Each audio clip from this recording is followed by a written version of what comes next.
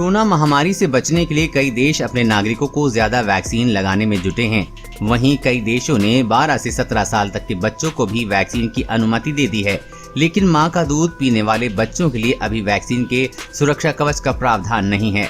ऐसे में दुनिया भर के डॉक्टर और वैज्ञानिकों के सामने ये एक चुनौती जैसा था कि छोटे बच्चों को कोरोना से बचाने के लिए क्या किया जाए। आपको बता दें कि कुछ महीने पहले तक तो गर्भवती और स्तनपान करने वाली महिलाओं तक को वैक्सीन लगवाने की अनुमति नहीं थी, लेकिन फिर उन्हें भी वैक्सीन लगवाने की इजाजत दे दी गई। हाल ही में हुई एक रिसर्च में दावा किया गया है कि जो महिलाएं स्तनपान कराती हैं और वो वैक्सीन ले चुकी हैं तो उनका दूध भी कोरोना के खिलाफ एंटीबॉडी बनाता है। इस रिसर्च को ब्रेस्ट फीडिंग नामक पत्रिका में प्रकाशित किया गया है। इसके साथ ही सलाह दी गई है कि वैक्सीन ले चुकी मां अपने बच्चे को एंटीबॉडी दे सकती है। शोधकर्ताओं को पता चला है कि जब बच्चे का जन्म होता है तब उसका इम्यून विकसित होने की प्रक्रिया में रहता है। फ्लोरिडा यूनिवर्सिटी के सहायक प्रोफेसर जोसेफ लार्किन के अनुसार इस रिसर्च में कहा गया है कि हमें पता चला है कि वैक्सीनेशन से ब्रेस्ट मिल्क में SARS-CoV-2 के खिलाफ एंटीबॉडी बनती है।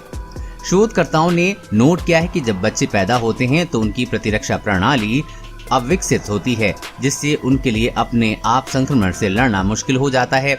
उन्होंने कहा कि कुछ प्रकार के टीके के लिए पर्याप्त प्रतिक्रिया देने के लिए वो अक्सर बहुत छोटे होते हैं। शोधकर्ताओं का कहना है कि इस कमजोर अवधि के दौरान स्तनपान कराने वाली माताओं को शिशुओं को एंटीबॉडी प्रदान करने की अनुमति मिलती है। इस स्टडी के को-ऑथर जोसेफ नू ने कहा है कि उन्हें किसी भी तरह के इन्फेक्शन से लड़ने में मुश्किल होती है।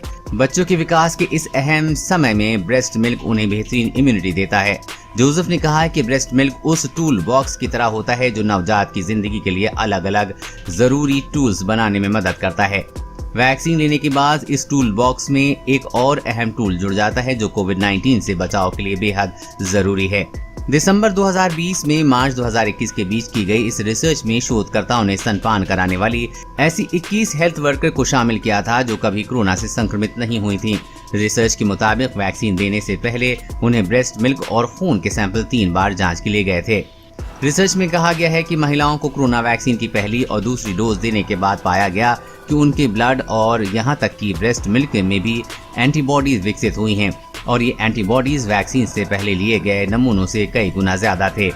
इसके अलावा रिसर्च में ये भी दावा किया गया है कि वैक्सीन लेने वाली ऐसी माताओं के दूध में भी एंटीबॉडी का लेवल ज्यादा था जो कोरोना से संक्रमित होकर ठीक हो चुकी थीं। कोरोना वायरस और कोरोना वैक्सीन से जुड़ी हर अपडेट पाने के लिए चैनल को सब्सक्राइब करें।